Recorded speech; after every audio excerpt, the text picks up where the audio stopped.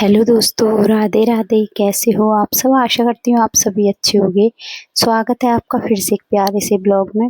शाम का समय, शाम के बजे हैं 4:30 और आज ब्लॉगिंग शुरू की है 4:30 बजे से।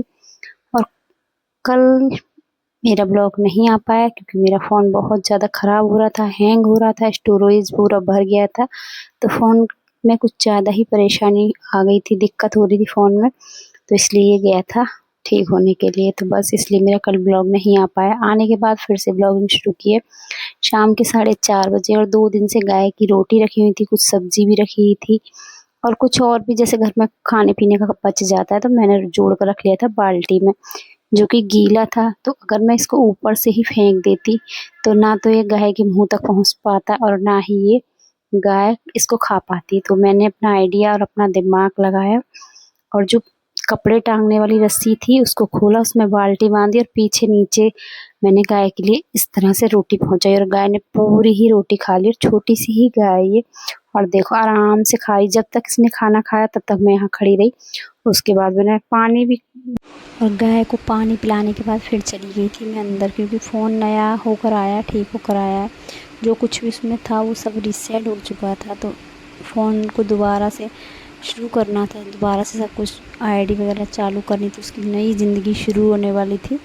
तो चलो फ़ोन की नई ज़िंदगी शुरू करते हैं। और यहाँ दिन की शुरुआत की है सुबह 8 बजे से। तो सबसे पहले आपको सुबह की राम राम, क्योंकि सुबह के 8 बजे और यहाँ पर कोयल इतनी ज़्यादा आवाज़ कर रही थी, तो मैंने यहाँ पर आपको थोड़ी सी कोयल को दिखाया है। बहुत ही आवाज़ें आती हैं कोयल की, कौए की, क्योंकि ये मेरी वीडियो में भी आपको सुनने को मिलेंगी, क्योंकि ये प्रकृति की देन है। मैं इनको, मतलब ये मेरे बस में नहीं है कि मैं इनकी आवाज़ें रोक दूँ। अगर कोई भी आवाज़ होती है हमारी या गाने की या किसी और अन्य की आवाज़ होती है तो मैं उसको बंद करा सकती हूँ अपनी वीडियो में, लेकिन ये प्रकृति की है, ये नेचुरली है, तो इसको तो मैं बंद नहीं करा सकती हूँ। और जब मैं वॉइस ओवर करती हूँ तब भी लगातार कौए, पक्षी, कोयल, चिड़िया ये सब ही चहचहा रहे होते हैं, तो इनकी आवाज़ मैं नहीं बंद करा पाती। तो आप इस चीज़ को ना समझना और इग्नोर करना। और घर में और बाकी आवाज़ आपको नहीं सुनाई देगी, क्योंकि मैं सभी आवाज़ पीछे से साइलेंट कर देती हूँ। तो बस कोयल की आवाज़ बहुत तेज़-तेज़ आ रही थी, तो वही मैं देख कर गई। देखने तो मैं कुछ और गई थी, लेकिन मेरे हाथ में फ़ोन था तो मैंने कैमरे में कोयल को कैद कर लिया था। और चलो उसके बाद अंदर आ गई थी, अंदर करने लगी थी सफाई। तो आज सोचा आज रैक को भी साफ़ कर लेते हैं। कभी-कभी कुछ चीज़ें ऐसी होती हैं कि हमको लगता है साफ़ पड़ी हैं, बहुत अच्छे से हमने साफ़ करके रखा है, लेकिन साफ़ करी हुई चीज़ भी कभी गंदी हो सकती है। तो बस वही मैं देख रही थी, यहाँ पर साफ़-सफ़ाई का सब कुछ करके मैंने रखा था, लेकिन वापस से अंदर वाली जो ड्रॉर होती है वो इतनी ज़्यादा गंदी थी। तो बस जितना भी सामान उसमें था उसको सबको निकाला, और यहाँ पर परी का कुछ सामान था उसको ही लगा रही थी, तो तब भी मुझे ये गंदी दिखाई दी। तो पूरी रैक को अच्छे से वापस से निकाला, सारा सामान वापस से पोंछ कर साफ़ करके कपड़े से तब रखा मैंने यहाँ पर। और उसके बाद लगाने लगी थी मैं पोछा, और पोछा मैंने आज वाइपर से ही लगाया है, क्योंकि मैं 1 दिन पोछा बैठकर लगा देती हूँ, 2 दिन वाइपर से लगा देती हूँ, या फिर ज़्यादा ही गंदा लगता है मुझे तो मैं फिर 2 दिन पोछा बैठकर लगा देती हूँ और 1 दिन वाइपर से लगा देती हूँ। लेकिन मौसम अच्छा था तो वाइपर से ही लगा देती हूँ। कल मैंने बैठकर लगाया था और आज लगा देती हूँ मैं वाइपर से। तो बीच-बीच में क्या है, मेरा आधा पोछा लग चुका है, फिर मुझे याद आया अभी बेडशीट सेट नहीं हुई है, तो बस बीच-बीच में जो मुझे काम बीच में याद आ जाते हैं मैं उनको करने लग जाती हूँ, बीच में और काम छोड़ देती हूँ। तो बस यहाँ बेडशीट को सेट करने लगी, उसके बाद मैं बक्स के आस-पास की सफाई कर रही थी, फिर मैंने अलमारी की सफाई करने लगी। बस ऐसे ही कुछ ना कुछ मुझे याद आता ही रहा, मैं बीच-बीच में इन्हीं कामों में लगी रही। और पोछा लगाते-लगाते कब मैं किताबों में ही उलझ कर रह गई मुझे भी नहीं मालूम चला। कम से कम आधा 1 घंटा मैं इनमें ही उलझी रही। एक-एक किताब को फिर मैंने निकाला, फिर देखा, क्योंकि बच्चे जब क्लास पूरी करते हैं तो कुछ कापियाँ ऐसी होती हैं जिनमें कि आधे से ज़्यादा तो वो कापियाँ खाली ही रहती हैं। तो बस वही छाँट-बीन करने लगी थी कि जितनी भी कापियाँ खाली होंगी बच्चे उनमें कहीं न कहीं ट्यूशन तो देखो काम आ ही जाएँगी, क्योंकि आप कापी नॉर्मल भी कापी लोगे तो 20 और 25 रुपए की आएगी। बच्चों को क्या है, बच्चे तो बस बोल देते हैं कि लाओ, कहाँ से लाएँगे, कैसे लाएँगे, कहाँ-कहाँ से करके देना पड़ेगा वो तो हम लोग ही जानते हैं। हम क्या, हर पेरेंट्स का यही हाल है। तो बस जो भी मुझे कॉपी ठीक लगी उनको मैंने रख दिया एक तरफ, और जो कॉपी बिल्कुल ही भर चुकी थी उसको रख दिया एक तरफ। क्योंकि जो कॉपी खाली हैं अभी, उन पर तो बच्चे ट्यूशन में या एक्स्ट्रा क्लास का जो काम होता है उसको कर सकते हैं, या फिर कभी-कभी किसी न किसी काम में ज़रूरत पड़ ही जाती है, इमरजेंसी में कभी ना हो घर पे कोई कॉपी हो, ज़रूरत पड़ रही तो तब आप किसी काम में ले लो। तो मैंने फेंकने की बजाय या बेचने की बजाय ये सही समझा, तो जितनी भी कॉपी मुझे ठीक लगी वो सब निकाल कर रख दी। बाकी जो कॉपी किताब है उसकी भर चुकी थी, जो क्लास आगे बढ़ चुके हैं बच्चे, तो परी की जो क्लास आगे बढ़ गई हैं, जो पीछे वाली क्लास की किताबें हैं, वो किताबें मैंने सँभाल कर अलग निकाल दी, क्योंकि वो तो कहीं न कहीं चली जाएँगी बेचने में। लेकिन जो उज्ज्वल की किताब है वो किसी न किसी बच्चे के काम आ जाएँगी पढ़ाई में, क्योंकि बच्चों की जो किताबें बहुत महँगी आ रही हैं इस समय, तो किसी न किसी के काम आ जाए, किसी की मदद, चाहे थोड़ी ही मदद हो जाए। तो उज्ज्वल की किताब मैंने आज सुबह ही किसी और बच्चे को दे दी है। और बच्चों का सबसे ज़्यादा जो खर्चा होता है वो किताबों, पेंसिल और कॉपियों का ही रहता है। बाकी तो चलो इतना नहीं रहता, और हर किसी के बच्चों का यही हाल है। इनको हर चीज़ टाइम से ही चाहिए, लेकिन फिर ये इतनी सँभाल कर भी नहीं रखते हैं कि ना एक-एक चीज़ हम सँभाल कर रखें। बच्चे यही करते हैं, जब तक नहीं मिलती है तब तक बहुत ज़्यादा शोर करते हैं, और जब कोई चीज़ इनको मिल जाती है फिर उसका इतना ध्यान अच्छे से नहीं रखते हैं। तो ना जाने कितनी ही पेन, पेंसिल, कॉपी, किताबें ऊपर पड़ी रहती हैं, जिनको कि मुझे सँभाल-सँभाल कर रखना पड़ता है। मैं इग्नोर नहीं कर सकती हूँ, क्योंकि मुझे मालूम है कैसे आती हैं। ये सब चीज़ अभी बच्चे नहीं जानते हैं। तो बस अंदर का समेटते हुए बाहर आ गई, तो लगे हाथों ये अलमारी के जो डिब्बे हैं इन पर भी कपड़ा मार ही देती हूँ, साफ़ कर ही देती हूँ, क्योंकि इतनी ज़्यादा गंदी हो रही है अलमारी। देखने में शायद आपको बिल्कुल साफ़ लगेगी, और अगर आप सामने से इसको देखोगे तो इतनी ज़्यादा धूल और मिट्टी थी इस अलमारी के अंदर।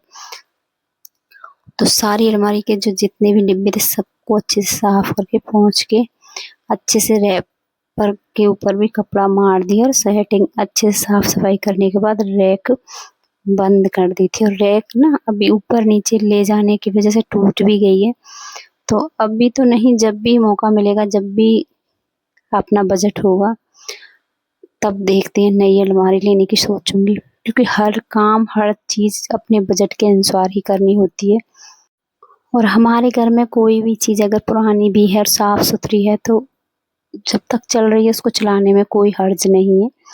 तो चलो, यहाँ रैक अच्छे से साफ़ कर दिए, सारे डिब्बे मैंने यहाँ पर साफ़ कर दिए। अब लगा लेती हूँ पूरा पोछा, क्योंकि पोछा लगाते-लगाते मुझे काफ़ी देर हो गई थी। कुछ ना कुछ याद आ जाता है सफाई में।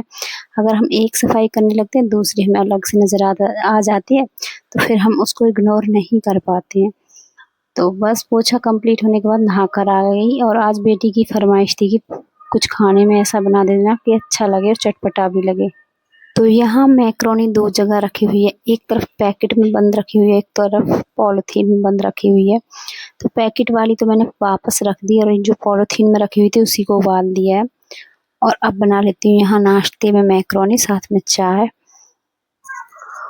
और मैक्रोनी बनाने के बाद फिर बहुत सारे बर्तन हो गए थे, वो साफ़ किए, क्योंकि सुबह के पड़े हुए थे सिंक में बर्तन। फिर नाश्ते के भी हो गए थे, तो बहुत सारे बर्तन हो गए थे। और ये 10-15 मिनट, ज़्यादा से ज़्यादा 10 मिनट की ही क्लिप आपको मैं दिखा पाती हूँ, तो उसमें सारा काम नहीं भी आ पाता है। तो बस इसके बाद फिर मैंने सब्ज़ी वग़ैरह साफ़ की। पहले सोच रही थी कि करेला बनाऊँ, फिर सोचा कि करेला बच्चे नहीं खाएँगे, और उसमें समय भी लगता है, क्योंकि उसको नमक लगा कर रखना होता है 2 से 3 घंटे के लिए। तो फिर करेले तो नहीं बनाए, और यहाँ ली थी सेंध। कई जगह तो कचरी बोलते हैं, कुछ जगह सेंध भी बोलते हैं, बाकी क्या बोलते हैं वो आप मुझे कमेंट करके ज़रूर बताना। तो वही सेंध की जो सब्ज़ी है वो बनाऊँगी, और उसको बनने में ज़्यादा समय नहीं लगता है, 5 या 10 मिनट में बन जाती है, अगर सब्ज़ी बनाओ तो। और अगर आप चटनी बनाकर खाओ तो कच्ची ही सेंध की सब्ज़ी भी बनाई जाती है। तो बस यहाँ मेरी मैक्रोनी बन रही है, दूसरी तरफ चाय बन रही है, और एक तरफ जो ओट्स बच गए थे उनको खाली कर दिया, क्योंकि बर्तन सारे ही एक साथ साफ़ करूँगी। तो सारे बर्तन मैं ले लेती हूँ साफ़ करने के लिए। तो पहले नाश्ता करूँगी, उसके बाद आगे के कामों में बढ़ूँगी। तो बस देख सकते हो आप, पूरे बर्तन साफ़ किए, वापस से अच्छे से गैस को साफ़ किया, क्योंकि प्याज वाली गैस पर मैं खाना कम ही बनाती हूँ। कोशिश मेरी यही रहती है कि जितनी बार भी मैं प्याज या लहसुन का या किसी भी चीज़ अन्य चीज़ का खाना बनाऊँ, उतनी बार मैं गैस को अच्छे से साफ़ करूँ, ताकि भगवान को भोग लगाने में मुझे ऐसा ना लगे कि कहीं न कहीं गैस झूठी है। तो मेरी यही कोशिश रहती है। तो बस यहाँ आटा लगा कर रख दिया था, बीच में जो काम थे वो सारे कर लिए। सब्ज़ी भी बना दी, सब्ज़ी को खाली करके छोटे डिब्बे में रख लिया। बाकी जितने भी बर्तन थे वो भी साफ़ कर दिए और वापस से एक बार झाड़ू लगा दिया, क्योंकि नीचे ना छिपकली आती है और मुझे इतना ज़्यादा डर लगता है, ऐसा लगता है कि कहीं कोई भी खाने की चीज़ का कोई कण भी गिर गया ना नीचे, तो मुझे बस यही डर लगता है कि वो नीचे आकर कहीं पैर वगैरह पर ना चढ़ जाए। तो बस यहाँ खाना बनकर हो रहा है तैयार, और अभी बच्चे स्कूल से नहीं आए, तो आज मैंने पहले ही रोटियां बनाकर रख ली हैं, क्योंकि रोटियां बनाने के बाद मुझे बनानी है अभी वापस एक और सब्ज़ी, क्योंकि परी ये वाली सब्ज़ी नहीं खाएगी। परी की समस्या बहुत बड़ी है, वो ऐसी सब्जियां नहीं खाती है। तो उसके लिए मैंने 2 आलू काटे और उसी तवे पर मैंने 2 आलू जीरे वाले फ्राई कर दिए। तो यहाँ जीरा आलू बनाकर कर दिया परी के लिए तैयार। सब्जी बन चुकी है, रोटियां बनाकर घी लगाकर रख दी हैं फिलहाल के लिए, और सब्जी भी मेरी बन चुकी है और खाना तो लगभग कंप्लीट हो ही चुका है। तो खाना तो बनाकर रख दिया है और वापस एक बार ये गैस साफ़ कर लेती हूँ। जितने भी अभी खाना बनाने के बर्तन थे फटाफट वो भी साफ़ कर लेती हूँ, और अभी बजे हैं 12। तो चलो आज का व्लॉग अब मैं यहीं पर समाप्त करती हूँ। अच्छा लगे तो लाइक, सब्सक्राइब, कमेंट, शेयर ज़रूर करना।